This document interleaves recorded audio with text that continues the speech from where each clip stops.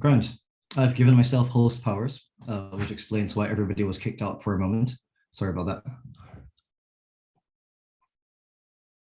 But I think we are good to go. Right. Can everybody see my screen? Great. Brilliant. All right. Good evening. And welcome back to our series of lectures on the psychology of religion. Terribly sorry for that rude interruption. Today, we will arrive at the 21st century and what we might call the cutting edge of psychological research on religion. But first, a little bit of history. Over the last 2 weeks, we have discussed the work of people like Marx and Durkheim, Taylor and Fraser, Feuerbach and Malinowski and Becker. And this is odd, in a sense, because none of these people were psychologists. Really, the only psychologists whose theories we have examined in any detail were Freud and Jung.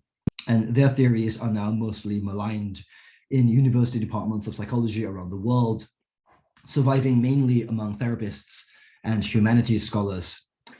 The absence of psychologists for our roster is partly due to the relative youth of the discipline, which, like anthropology and sociology, was a Victorian and slightly post-Victorian phenomenon. But it is also partly because psychologists at the time did not, on the whole, contribute very much of substance and originality to answering the question with which we have been preoccupied this week, the question before you now: why are people religious? Wilhelm Wundt, whose laboratory at Leipzig opened in 1879, is considered the first psychology lab in the world. He was fascinated by culture and religion, to be sure, but he approached the subject more or less as an anthropologist or historian might do, and therefore contributed little of note and novelty. He did not attempt to study religion in his famous lab, as you might expect. William James, mentioned already as the founding father of psychology in America, was also obviously interested in religion, as we saw in the first lecture, but he was not really interested in explaining religion. And this is typical of the next two generations of American psychologists, who were, of course, his disciples and students. They were very interested in religion, but not really in explaining it. The exception to this general rule is a man named James Luber, who tried to investigate the role of the brain in religious experiences, but he was working well before his time and lacked the technological resources to do a proper job of it. He would have loved to be alive in our time, and his work, dating from the early 20th century, sounds remarkably modern, even to our ears today. And then, in the 1930s, interest sort of just dried up. At this time, an approach to psychology called behaviorism was on the rise. This was in some ways a reaction against the highly speculative and unprovable psychoanalytic theories of Freud and Jung and their students. Psychologists were increasingly frustrated that their theories seemed to be untestable by appeal to empirical evidence. They wanted to be more scientific, which they took to mean more quantitative. Behaviorists basically stopped studying the mind per se, limiting themselves to studying behavior, which is directly observable and measurable. So topics like religious belief and religious experiences were left by the wayside, though some studies of religious and superstitious behaviors were still undertaken. B.F. Skinner, the most celebrated proponent of behaviorism, even trained a pigeon to behave as if they were superstitious. Then a few things happened after the Second World War. First, behaviorism had begun to lose its luster, and psychologists were somewhat more willing to theorize about the mind again. Second, people, including psychologists, were becoming very interested in prejudice. The Holocaust was a stark reminder that there was something in human nature that compelled people to divide us from them and to treat them appallingly. And in the United States, there was increasing soul searching about the way African Americans had been treated, thanks to the burgeoning civil rights movement at the time. In this social and political context, psychologists, and especially Gordon Allport at Harvard, began investigating the predictors of prejudice. Among the predictors he studied was religiosity, finding that certain people who were brought up in religious households expressed more racially prejudiced views than those who were not. He dug deeper and discovered that he could distinguish between two types of religious people, roughly those who take seriously and internalize the religious teachings, and on the other hand, those who may be very devout, but take a pragmatic approach to religion, treating it as a source of comfort or security or sociality. The latter, he found, were more prone to being prejudiced, whereas the former were not. Allport's research inspired generations of social psychologists to consider religion in their own research, whether about prejudice or about anything else. And so for many decades, more and more psychologists were looking to see if there were links between, for example, religiosity and morality, or religiosity and mental and physical health, or religiosity and IQ. Most psychologists of religion still conduct research like this, looking for correlations between religiosity and some other interesting trait. Then, in the mid to late 1990s, three things happened in the intellectual landscape. The first was that evolutionary theorizing became mainstream in psychology.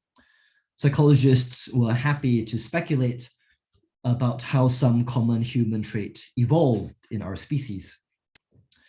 The second was that developmental psychologists who studied children and even infants began discovering that very small children seem to know more than they can say.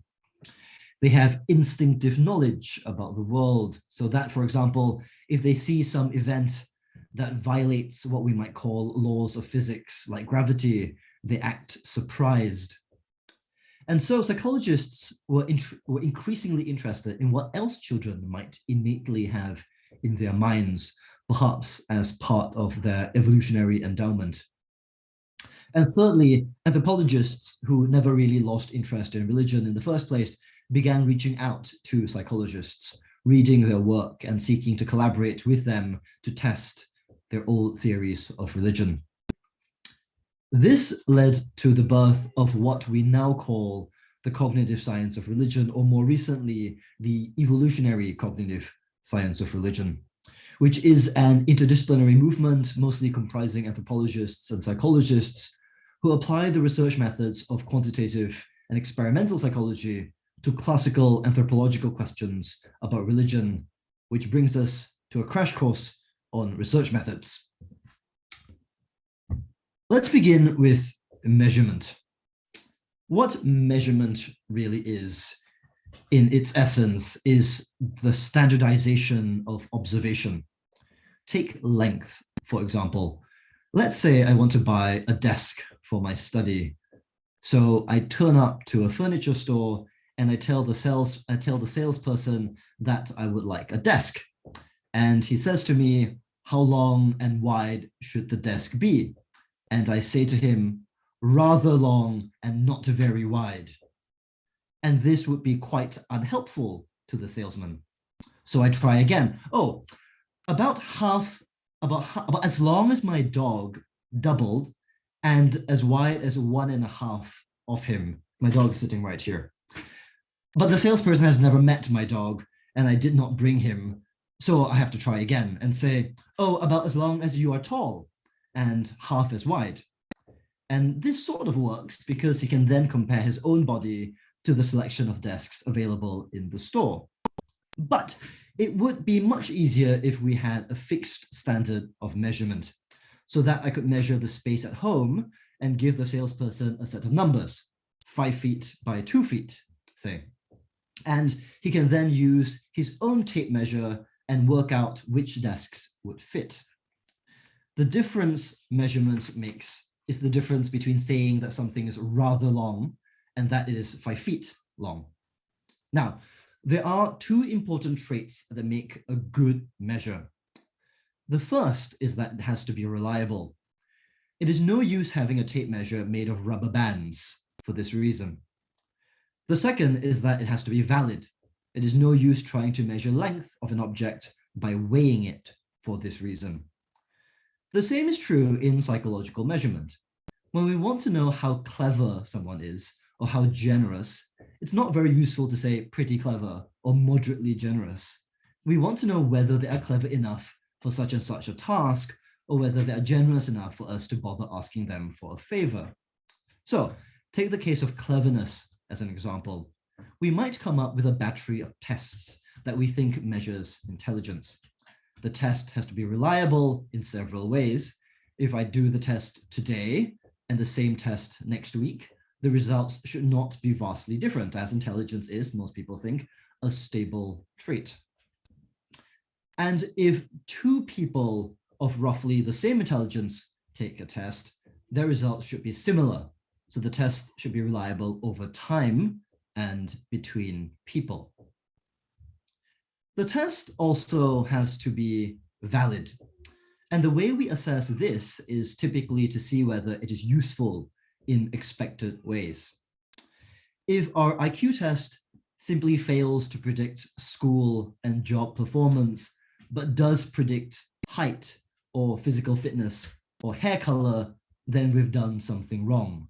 What we want is an IQ test and test of intelligence that does predict job performance, but is more or less agnostic about how tall you are. Nobody really thinks that height and IQ are significantly correlated with one another, except very strange people. Now, this example of intelligence testing is an example of a measurement of a sort of ability.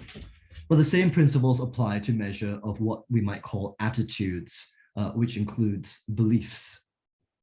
Say we want to measure how strongly somebody believes something. We will then test the validity of our measure by checking whether it predicts their behavior.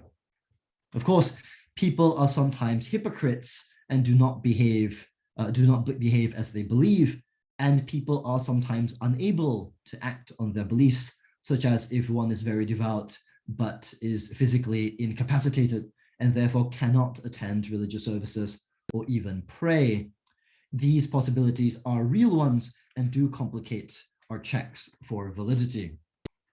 And so psychologists spend rather a lot of time designing and testing ways to measure all kinds of things, from intelligence to various dimensions of personality to different aspects of religiosity. No measures are perfect, of course. That's true in every science, but they don't have to be perfect. They just have to be reliable and useful. On that note, I should say something about neuroscience, which is a topic to which I shall return a little later on. The principles of measurement we have just discussed here apply equally to physiological measures, of which neurophysiological measures are an example. Take this rather crude example. This picture in front of you depicts roughly the correlation between brain volume and IQ over 0.3 out of a possible 1. If IQ is a good measure of intelligence, then brain volume might be said to be a rough approximation of intelligence as well, though perhaps too rough to be of much practical use. What we are more likely to see these days are neuroimaging measures, and there have been attempts to measure IQ by just having you lie down still in an fMRI machine. The correlations between brain activation and IQ is a little bit higher. It looks something like this, but by not very much, around 0.45 out of a possible 1. Still a positive correlation and slightly stronger than the brain volume IQ correlation, but perhaps not quite so good as a proxy measure for intelligence. There are as yet no neurophysiological measures of religiosity that are any good, not even as good as fMRI measures of IQ or in fact, brain volume measures of intelligence. The next tool we have is a sort of corollary of the first tool, Having measured some stuff, religiosity, IQ, prejudice, whatever, we now need a way to figure out whether two things are related to one another, or even more basically, say we measure religiosity among two groups of people, men and women, say, we want to know whether there is any difference between these two groups. We need a way to figure this out. We can eyeball the data, of course. Say we find that on average, men go to church 4 times a year, but that women go to church 6 times a year. 6 is larger than 4, so we might say that women are more religious than men, but maybe there's more variability among men than among women. So that actually, most men go to church more than women, but some men go so rarely that it pulls the average down. What we need is statistical analyses, statistical analytical techniques that can help us to make sense of this sort of thing, and that's what we do have. So we can figure out whether some difference between groups is meaningful or some trend is real rather than accidental, or small enough large enough to bother with rather than too small. Having said that psychologists spend a lot of time designing and testing new methods of measurement, we spend even more time conducting statistical analyses on our data. In my day job, this is basically all I do with my time, is stare at numbers and run different statistical analyses on them. Depending on who you ask, experimentation is the new method on the block for the study of religion. There have been questionnaires about religious beliefs and behaviors for about a century now, but until quite recently, nobody really ran experiments about religion. Now, what makes a study an experiment is that there is something being manipulated. The classic example of an experiment is a clinical randomized controlled trial. Say I have a new vaccine, I might recruit 1,000 participants and give half of them the vaccine and give the other half a placebo, and wait to see how many from each group catch the disease. That's a standard between subjects experiment. There are also within subjects experiments where the same participants experience both the real treatment and the placebo. This doesn't work so well for vaccines, but might work for treatments for recurring things like headaches. In the last 20 years, there have been more experiments on religion than in the previous 100 years together, and we will encounter some of these shortly.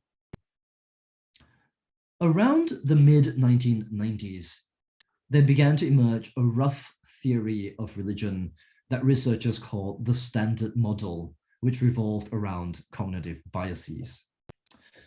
A cognitive bias is just a tendency to think a particular way.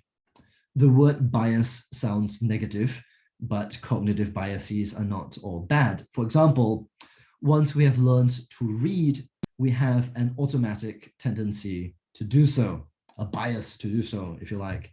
And so when presented with words, but asked to name the color in which the word is presented, we find it difficult to ignore the word itself.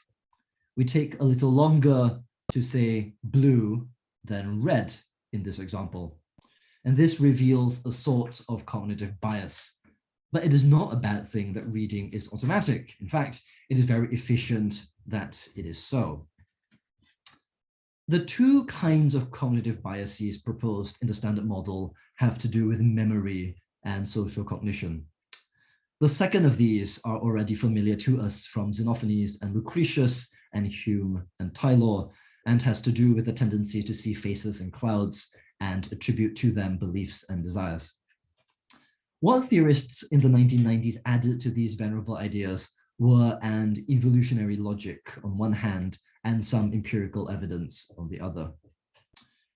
The evolutionary logic for agency detection is that in our evolutionary past, and indeed even now, if there is any uncertainty about whether or not some change, if there's any uncertainty about whether or not some change in the environment, a sudden noise or movement, for example, is caused by an animate or an inanimate object, it is safer to assume that it was caused by an animate object, either an animal or a human being.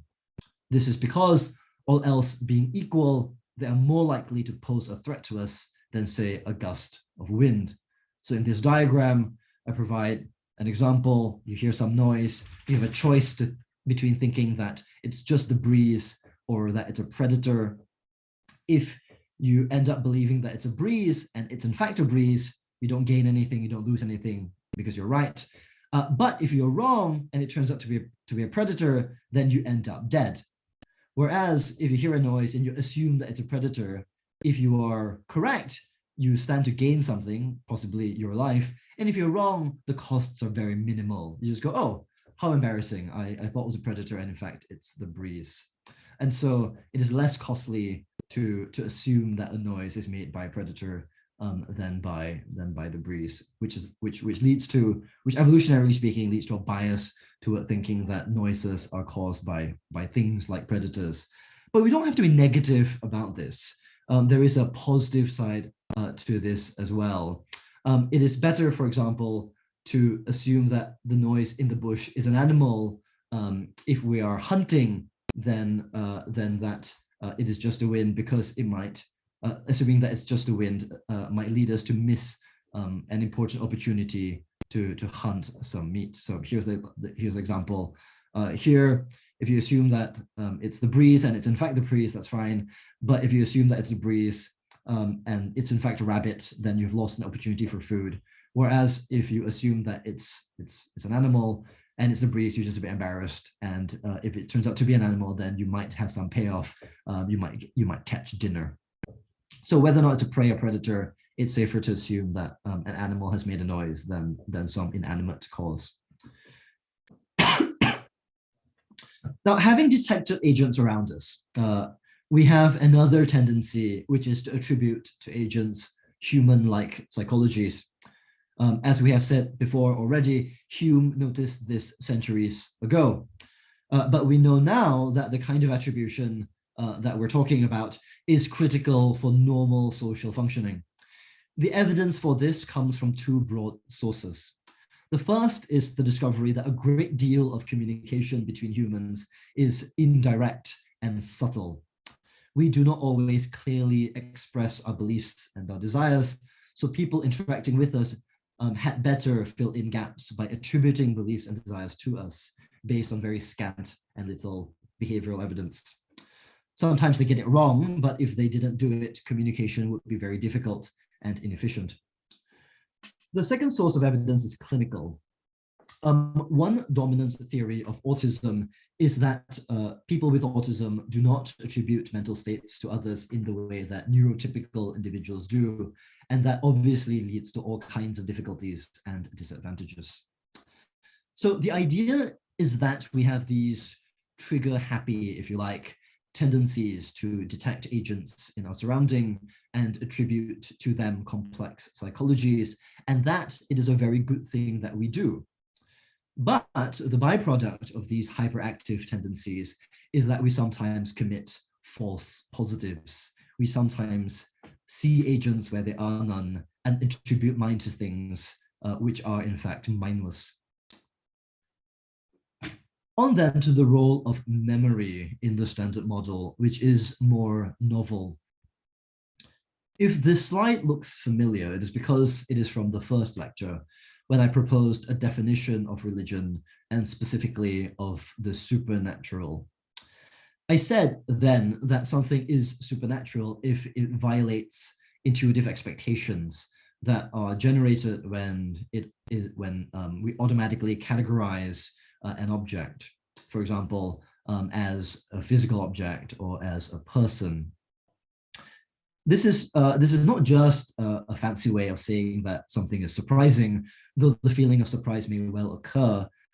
The important point is that these categories and expectations are deep-seated ones, part of our evolutionary endowment. Jung might even have said that they were categories in our collective unconscious. Here's an example. A talking tree is a relevant violation of expectations because expectations that things belonging to the category plant are inanimate is a deep-seated one and a part of our evolutionary endowment. Similarly, a levitating building is also the right kind of violation, because the expectation that heavy, inanimate objects don't float also violates our intuitive physics. Similarly, disembodied voices violate expectations that voices belong to physical bodies, and so forth. Now, these examples are also examples of minimally counterintuitive concepts, in that they only violate one intuitive expectation. And the standard model says that minimally or sometimes optimally counterintuitive concepts are more memorable than ordinary agents or concepts, or for that matter, bizarre ones that violate too many intuitive expectations. The standard model then goes on to say that for a god to be culturally successful, it too should be minimally counterintuitive. This idea has been subject to some testing, but the results are somewhat ambivalent, though this may be because it's not very clear yet exactly how to test the theory. There are two propositions to test. The first is to ascertain whether minimally counterintuitive concepts are in fact more memorable.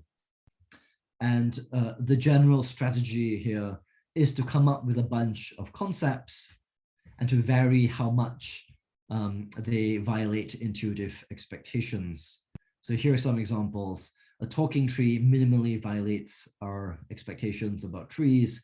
A talking and levitating tree violates additional intuitive expectations, and so might be a bit more than optimally counterintuitive. And a brown tree, of course, is not at all counterintuitive.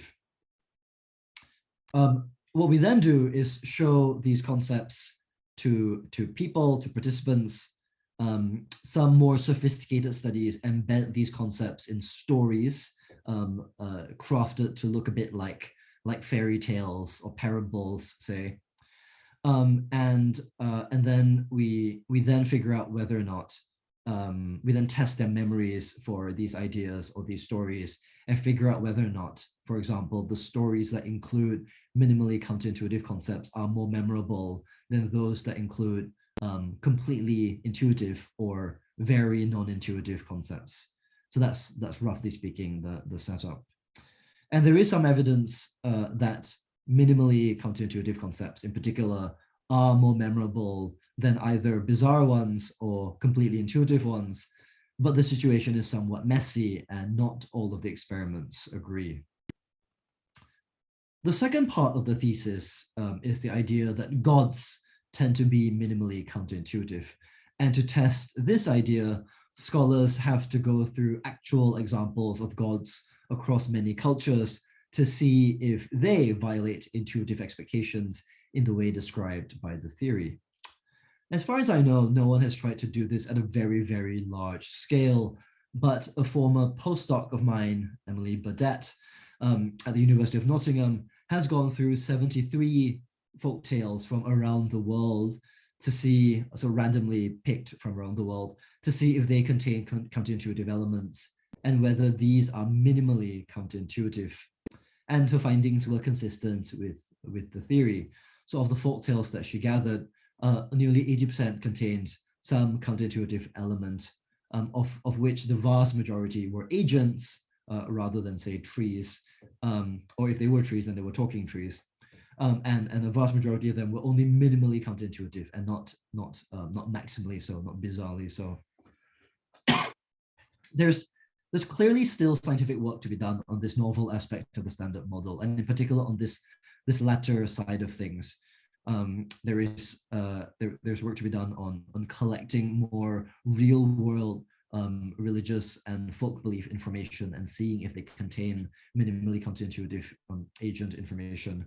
But the memory biases that we've mentioned clearly do not explain why people believe in gods, even if they might explain why certain kinds of God concepts are easier to transmit because they're easier to remember. Even the social cognitive biases do not quite get us there, like theory of mind or that agency detection tendency. After all, having detected an agent, we might decide that we were mistaken, and this happens all the time. Whenever we see faces in clouds or hear voices in the wind, or suspect that an intruder has come into the house when our floorboards creak, what we do is we check and then we go, oh, I guess I was wrong. It was just a wind. It was just temperature changes making my floorboards creak. And so these basic cognitive biases must be insufficient to explain why religiosity is so prevalent, even if they provide the beginnings of an explanation. And so theorists have begun to propose more complex biases, as well as a functional element to their theorizing. These three complex biases are partly made up of the more basic ones that we have already seen. Most obviously, anthropomorphism is very closely related to our tendency to attribute rich mental states to non-human agents, as we manifestly do with pets, household appliances, and gods. The teleological bias refers to a tendency for us to see functions everywhere, which is an extension of our tendency to attribute intentions to agents. We also readily see objects and events as being the products of intentions. Two religious examples of this are beliefs about intelligent design in the natural world and what we might call the karmic view of things, or the idea that everything happens for a reason. So both of these, intelligent design and beliefs about karma, psychologists would think of as products of a teleological bias. There is quite a bit of research on this particular bias now, mostly thanks to a British psychologist now living in Boston, Deborah Kellerman. It turns out, for example, that children have quite a strong preference for explanations that involve functions. For example, children more readily accept the idea that clouds exist to pour rain on crops than the idea that they exist due to a process of evaporation and condensation. They more readily accept the idea that waterfalls exist to allow animals to take showers than the idea that waterfalls exist due to the erosion of rocks. Experiments have also found that when we distract scientists, even grown-up trained scientists, if we distract them with an irrelevant task, even these scientists who are well-versed in mechanistic physical explanations of natural phenomena, they too slip up and happen to endorse more false functionalist explanations of things, like that rain and waterfall example that I've just given. And so certainly among children and among adults, there seems to be a teleological bias when it comes to explaining natural phenomena.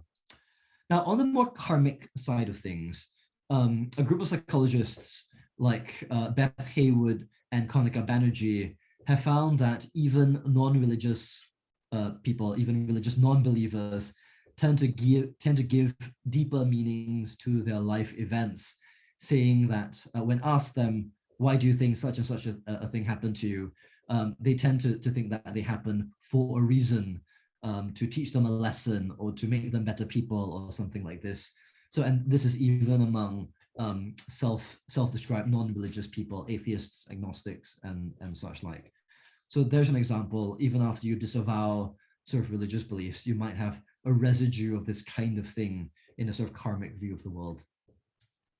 Now, these kinds of functionalist thinking do not lead immediately to belief in gods, of course, but it is easy to see how they lend themselves to supernatural interpretation, and especially to some sense of providence.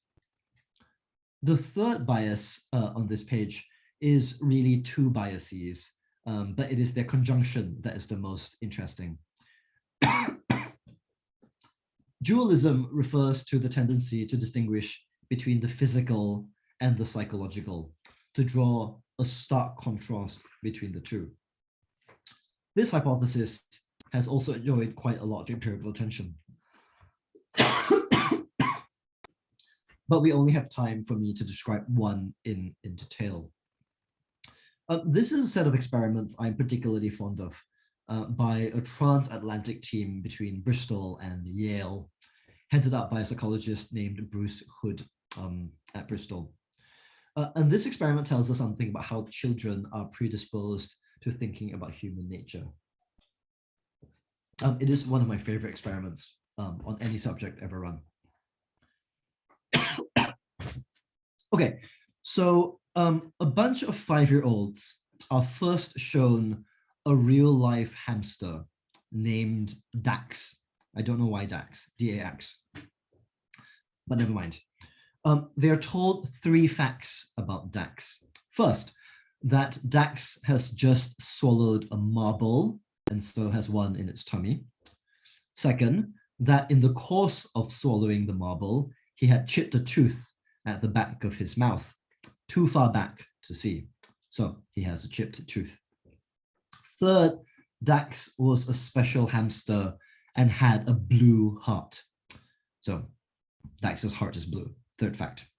Note that these are all physical facts, but none of them are directly verifiable by the children. Then the children are told to whisper their name to Dax. And then they're told to show Dax a drawing that they had done. And then they're told to tickle Dax in the belly to play with Dax. So now Dax has 3 memories of the name of the child, of the drawing that the child made, and of the tickling and the playing. And these are 3 psychological traits to compare with the 3 physical traits we mentioned before. Next, the children are shown a machine. It looks a bit like a microwave oven to me, which is disturbing when you get to the next bit. But the machine is said to make exact physical duplicates of anything put inside. And with a bit of trickery, a bit of sort of puppet show mastery, the children are shown that it does in fact work. So what the experimenters tend to do is to take a toy and put it into the machine and close the door, turn the machine on, open it, and lo and behold, 2 identical toys emerge, right? And they do this a couple of times. And as far as anyone can tell, the children are persuaded that that the machine does in fact work. Okay, so Dax is put into the machine, which I remind you looks like a microwave oven, and then the machine is turned on, and when the door opens, lo and behold, there are 2 identical hamsters. Again, a bit of trickery, a bit of sort of behind the scenes machination is required to pull this off. So these are two identical hamsters are shown, and then the children are asked. So they're asked first about the original hamster, but all the answers are very boring. Of course, the hamster is still the same as the previous hamster. The children generally believe this. But critically, they're asked about the new hamster, whether or not it has a blue heart and a marble in its belly and a chipped tooth. And most of the children, over 80% of the children, agree that the clone, if you like, has all these physical attributes, right? So it's a clone. Great. And then the children are asked whether or not this new hamster remembers the name of the child, and the drawing and the tickling and the playing. And this time, although almost everyone agrees that the original hamster still retains all these memories, most of the children, over 3/4 of the children, deny that these memories are transferred to the new hamster.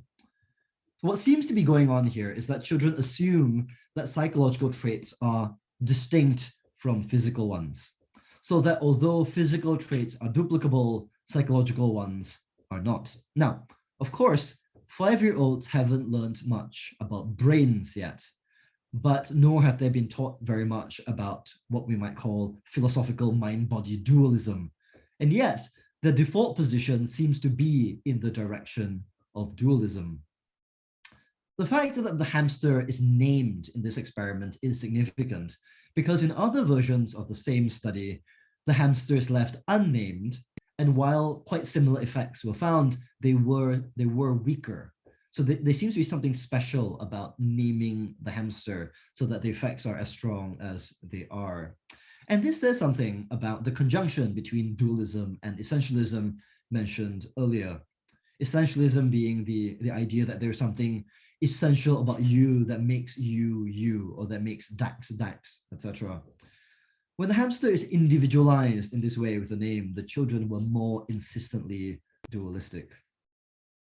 I like this experiment so much that I have myself tried to repeat the experiment, but among non-religious adults in quite secular countries, including Japan, the Czech Republic, the Netherlands, and here in the UK.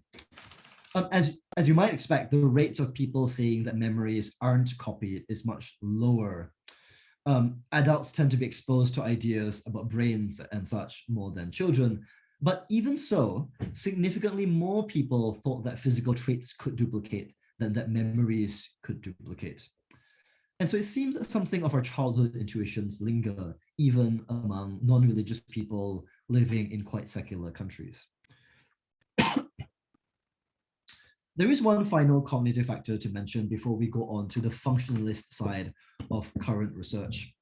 What all these ideas about cognitive biases have in common is that they can be overridden, and in particular by deliberate reasoning, which psychologists sometimes call analytic thinking. Unsurprisingly, some people are better and some people are worse at analytic thinking.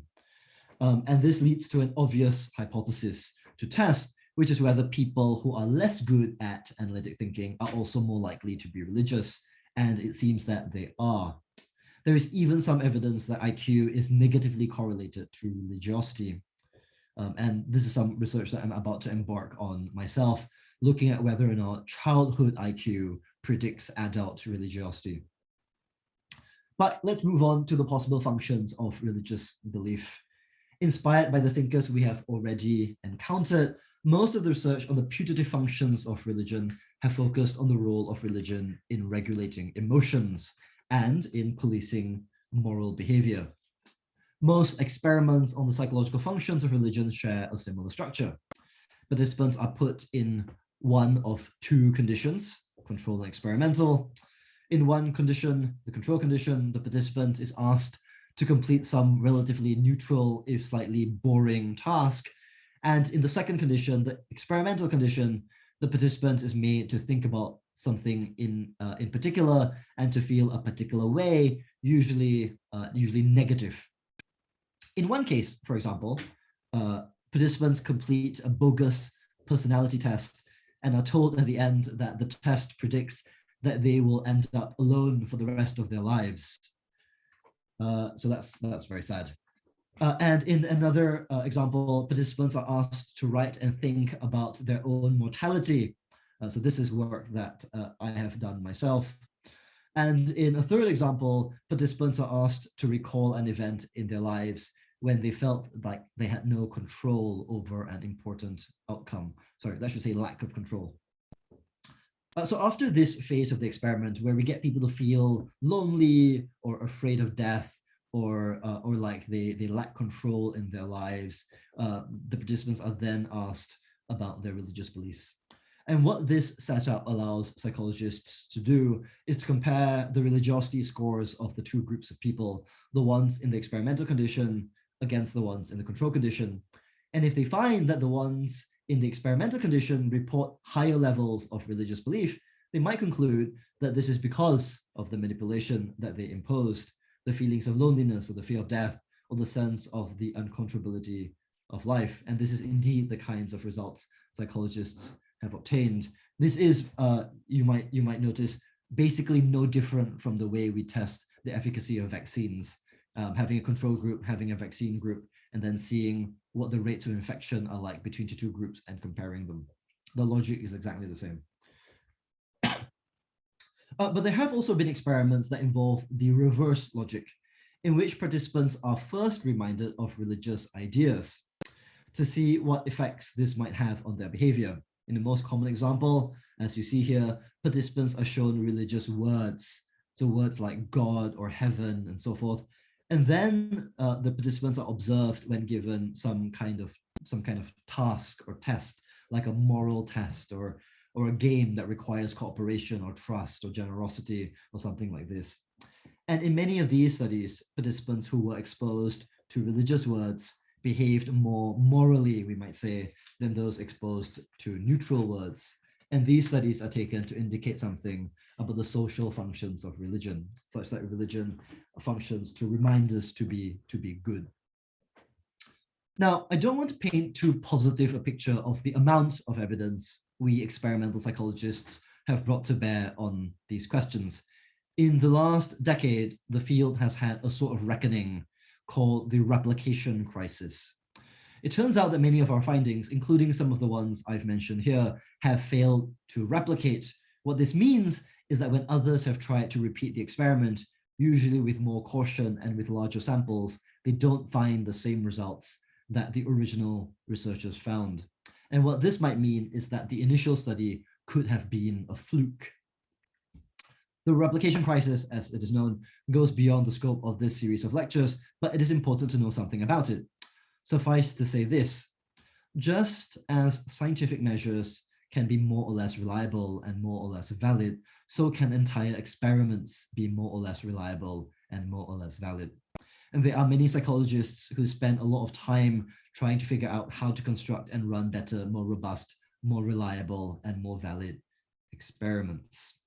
And there are also psychologists like myself and some members of my team who spend a lot of time trying to repeat other people's experiments to see whether or not they will replicate. The innovation of this phase of the psychology of religion is not, I think, that we have suddenly definitely discovered all the answers to our questions, but we are learning how to apply the tools of modern science to these questions that people have asked for over 2 millennia. And even if we still don't know whether the standard model or any of its components is true, in the process of trying to find out, we have discovered some interesting things, especially about how deep-seated religious and quasi-religious intuitions seem to be. Finally, there seems to be some obligation among people who give lectures like this to discuss neuroscience. As it happens, however, the neuroscience of religion is in some ways quite boring. Once we accept that the brain is involved in religious beliefs, behaviors, and experiences, then it is really not very surprising to find some brain activity associated with beliefs, behaviors, and experiences. There are really only 2 possible outcomes of this kind of research. The first is that there is some unique brain activity that only appears in, say, a case of religious experience.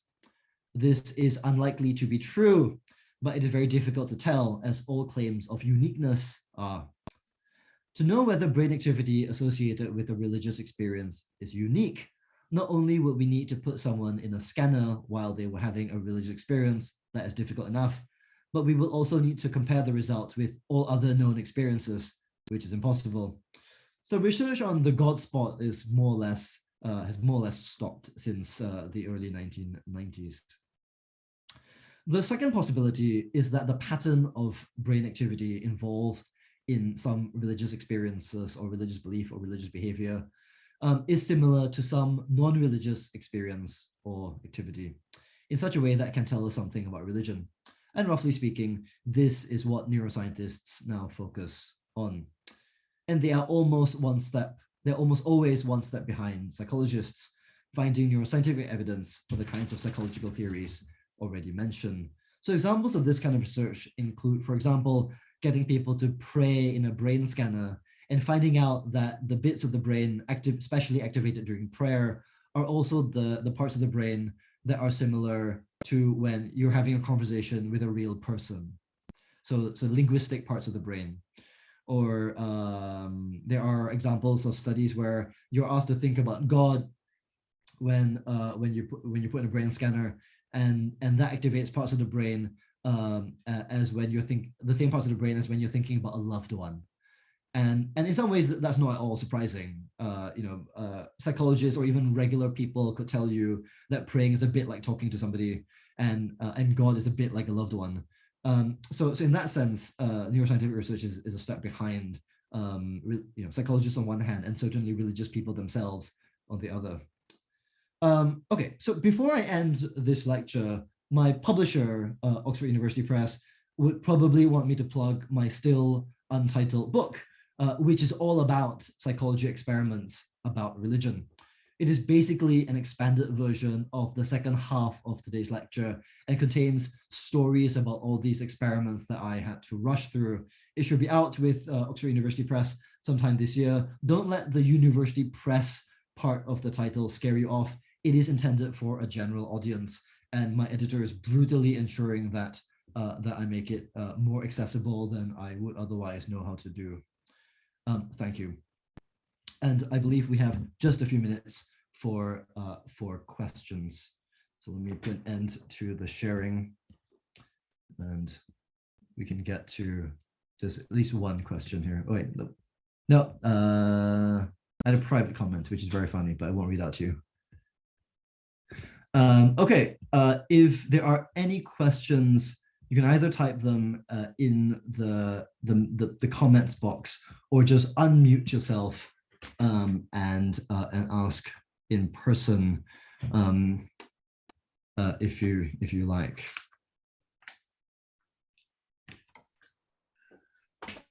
Jonathan, I was just wondering, thinking about this issue of whether you're violating what's expected and how much you're violating what's expected. It just made me think, my son is very into the Marvel Cinematic Universe, and it just strikes me that all of those characters tend to violate one aspect. They've got one power. You know, they don't all have the same power, you see what I mean? And it is that, you know, is the growth of that correlating, I suppose, with a fall off in traditional beliefs? I don't know whether I've really got a question, but just sort of, yeah, how does that fit together? That second thing is interesting. So first I'll say, yes, it's true that a lot of my colleagues have noticed that superheroes do tend to fit the model of a minimally counterintuitive agent. As you say, the power sets of superheroes tends to be that they have, as it were, one power or a coherent set of powers. And in fact, the powers don't tend to be logically coherent. So here's a sort of example. There are superheroes that have that enjoy telekinesis, right? The ability to move objects with their minds. But if for example you take seriously that most, if not all, psychology boils down to biochemistry, and if you accept that biochemistry boils down to physics, then the ability to manipulate physical matter should, by sheer logic, entail that you can manipulate people's minds by manipulating their matters. But in comic books, these are distinct superpowers, right? So I think it's because, well, you know, like people in my profession think that it's because if you begin extending power sets too broadly, people find it very confusing, and then it becomes very unappealing. And in fact, there's a lot of evidence anecdotally that this is true. So the power sets of superheroes, even very prominent superheroes like Superman, have shrunk and grown over time. And critics notice that when the power sets grow too crazy, the fans get turned off and stop buying the comic books. And so then they get pared down again. So I think there is some evidence that there is something appealing about minimally counterintuitive power sets in a way that we're arguing about the gods. And there is interesting work among sociologists, less so among psychologists, about the sense in which the kind of affinity for superheroes, the cultural obsessions for superheroes, something to do with secularism. I don't know if I don't know myself if I'm persuaded by the argument, in part because there isn't very much direct evidence for it. I did have a graduate student who ended up changing his thesis topic, but his original thesis topic was looking at religiosity and irreligiosity among people who were obsessed with subcultures involving not just superheroes, but things like Harry Potter, right? The sort of quasi-magical phenomena. And his argument was going to be, if he pursued that route, that there is something, there's a sort of imaginative need, if you like, right? So even if people don't believe in Captain America or Superman or Harry Potter, there's a kind of need to inhabit an imaginative world that involves this kind of thing. And there is something to that, right? Like, I don't think it's a crazy hypothesis. At the same time, there isn't very much direct evidence for it. But you know, I had tried to encourage my research student to do this, but he found it just too difficult to get into. I mean, the groups that he was interested in are quite niche. And of course, like COVID hit, and then that just made meeting up with people in these subcultures is much more difficult. So, but it is interesting. It's an interesting question. I don't know the answer. Margaret and Nick Taylor ask, how far does priming account for a belief, in my view? So this is an extremely good question. A lot of the research that I mentioned, a lot of experiments that I mentioned earlier, and in particular the ones about showing people religious words and measuring morality, are what we call priming studies. So we show people words very quickly, or we get people to do like a crossword puzzle or a word search puzzle with the relevant words, and then we measure their behavior. Or in perhaps the most famous example, which I should say has failed to replicate. The most famous example is one in which, so it happens to be a friend of mine. I don't think he'll mind me saying that it failed to replicate. So he ran a study in which he showed people photographs of, on one hand, the Rodin sculpture, The Thinker. And that's meant to remind people of thinking, right? And then he showed other participants photographs of the sort of classical sculpture, the discus thrower, the Discobolos, right? And that's meant to just be a kind of neutral prime, or in fact, maybe like a prime of jocks or something, athletes, long presumed to be unintelligent or whatever, activates a stereotype. And then he measured religiosity, and what he found in his original study is that the people who were shown photographs of the Thinker reported lower levels of confidence that God exists, right? So this made the news, right? I mean, certainly among psychologists, it went viral. Like, I don't know how viral it went among regular people, but it made a splash in the scientific community. So it's since been debunked, but that kind of research still goes on, and there is a lot of it. So there are two separate things. One is the research itself, and the second is the phenomena in the real world. So I think the research itself is very difficult to run, because the priming effects in the lab tend to be very, very small, and so they're very easy to crowd out by other things like how much caffeine you consumed that morning or something like this, right? So I think that priming research of this kind, which is subtly reminding people of something and seeing what effects it has downstream, these are just very difficult experiments to run well. You need lots and lots and lots of participants and extremely well-controlled conditions. However, I think there is quite a lot of evidence that very subtle things in our environment shape our behavior in sort of everyday life, right? I'll give you a few examples of this, which are quite varied examples of this. So we've known for a very long time that whether or not a judge, like a court judge, has had lunch predicts how severe the sentence that he or she delivers will be, and that's not good, is it? Right? And it's very subtle, right? It has nothing to do with anything. So like mild levels of hunger seem to predict severity of sentencing, and that's not priming as such, right? But that's an example of a subtle kind of factor that really does make a difference in people's lives. And another example of this, again, more closely related to priming, is we've known for a very long time that if you show, so this is mostly American research, but the very similar things apply in the UK as well. If you show people the same CV, but one CV has the name, I don't know, Keith O'Brien, and the other CV has the name, Jamal Jelani, right?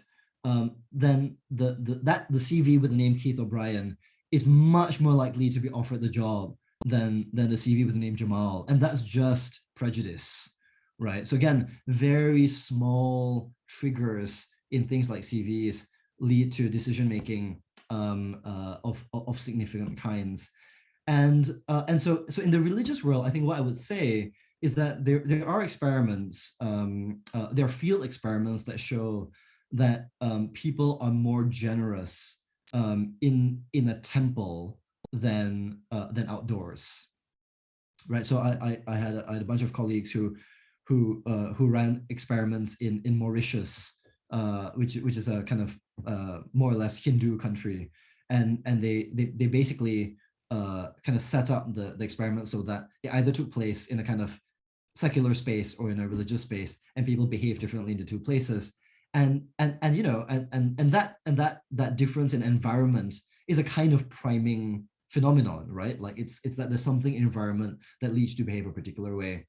And you know, and in this country, you get this a little bit, which is that there are churches everywhere. And before there were lots of other distractions, maybe the fact that there are churches everywhere serves as a kind of prime. And if you've ever been to Italy, and in particular rural Italy, there are murals of the Virgin Mary and of saints everywhere. And so the sense that the saints are always watching you, if you like, the religious primes are much more prevalent, were much more prevalent in days gone by than they are now. So the experimental work is very difficult, and a lot of them don't replicate, and they're not very robust.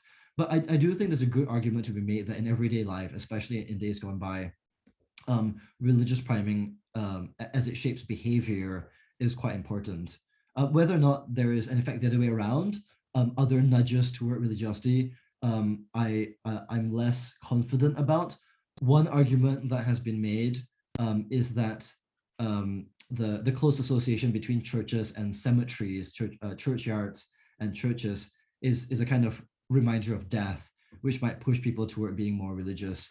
And it does happen to be true that services like Ash Wednesday and Remembrance Sunday, and in Catholic countries, on All Souls Day, are extremely well attended. So there is something about sort of death and religion there. So, but that would be speculating at this point. All right, so I have a question from Portia about mystic experiences that are reliably induced by magic mushrooms. So there's a lot of work which began in the 1970s on psychedelics of various kinds. The most sort of in vogue now is ayahuasca, which is a sort of South American psychedelic. In North America, there's been attempts to do research, but quite difficult, quite controversial, to do research on psilocybin, on peyote, which Native Americans use.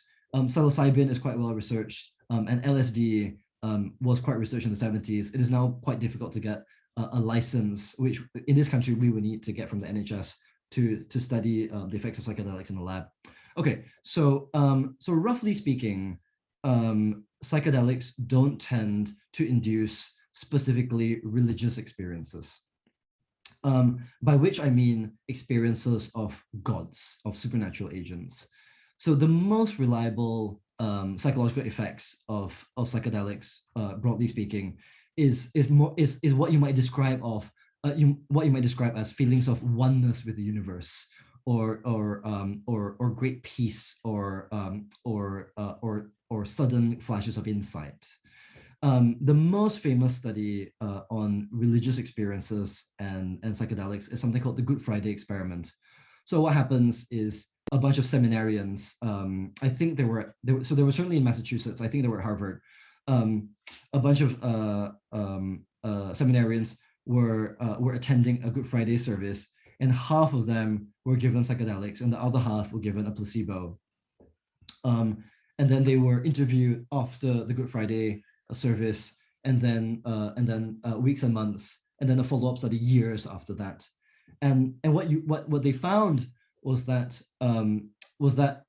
when answering questions like, did you feel closer to God, right? There was no difference between the psychedelic condition and the placebo condition. But when you ask questions like, did you feel at peace, or did you feel at one with your fellow man? Did you feel a sense of profound insight? Those were significant. Those were significantly higher among the psychedelic takers than among those who took the control condition. And so even when you deliberately put people in a religious context, it seems that what the psychedelic is doing has very little to do with this sort of feelings of presence of a sort of supernatural agent. So which is not to say that it has no religious function, right? Like I think it should be obvious just from the use among various kinds of people. So Native Americans in the U.S. And various different groups of people in South America. And in fact, there is some evidence that the incense used in Catholic worship including in my own parish, there's some evidence that there are some psychedelic effects of very, very mild psychedelic effects of the incense used in churches today. So I think there can be very little doubt that something is going on between the use of psychoactive substances and religiosity. But when it comes to supernatural agents themselves, gods themselves, I think the kinds of experiences don't quite match up, if you like. And also, I mean, I think it's also worth saying that most people don't take psychedelic substances, right? So it is a very particular kind of religious experience or mystic experience that comes out of taking such substances. There are interesting theological questions, which I think you might want to ask next week, about whether or not there's a good kind of theological case to be made for taking such substances to facilitate religious experiences.